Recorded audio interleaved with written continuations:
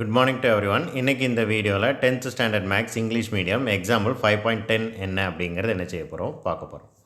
Okay, R அப்படிங்கிறது ஒரு line. அந்த லைன் வந்து இந்த 2 பாயிண்ட் வரைக்கும் இந்த 2 பாயிண்ட் வழியாக பாஸ் ஆகுது. And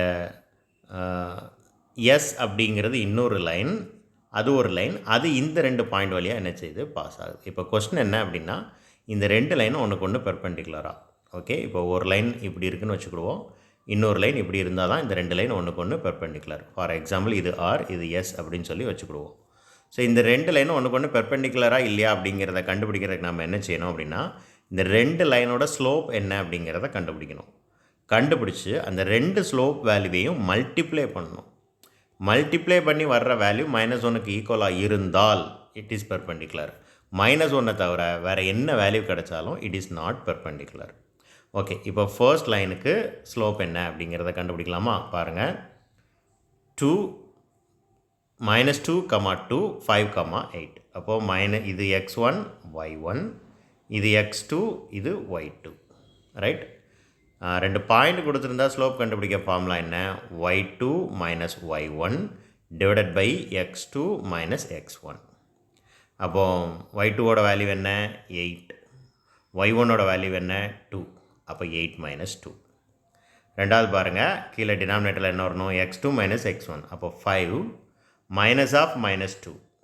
right, 5 minus of -2. Minus into minus என்ன ஆயிரும்னா ப்ளஸ் ஆயிரும். அதனால தான் 5 + 2 ஆச்சு.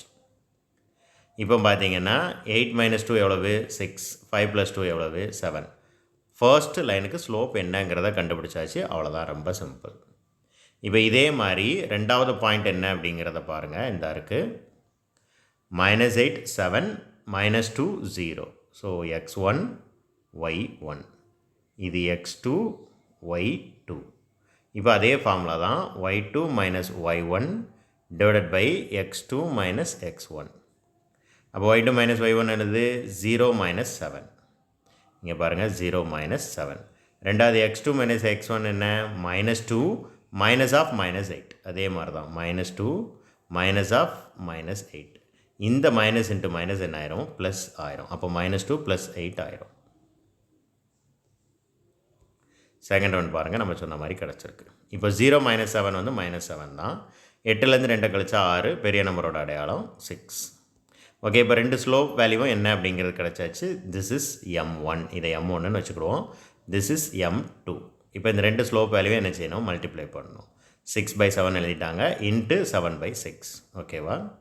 6ம் 6ம் கேன்சல் ஆயிரும், 7ம் 7ம் கேன்சல் ஆயிரும். -1, 7ம் -7ஐ கேன்சல் பண்ணால் -1 கிடைக்கும். ஸோ -1 கிடச்சிருக்கு. ஸோ m1 m2 மல்டிப்ளை பண்ணிட்டா -1 கிடச்சாச்சு.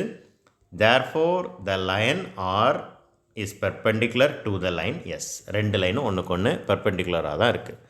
போத் லைன்ஸ் ஆர் பெர்பெண்டிகுலர் அப்படி எழுதினாலும் ஓகே தான். பட் இந்த லைன் கண்டிப்பாக எழுதினா தான் ஃபுல் மார்க் கிடைக்கும், இல்லைனா மார்க் குறைப்பாங்க. தேங்க்யூ.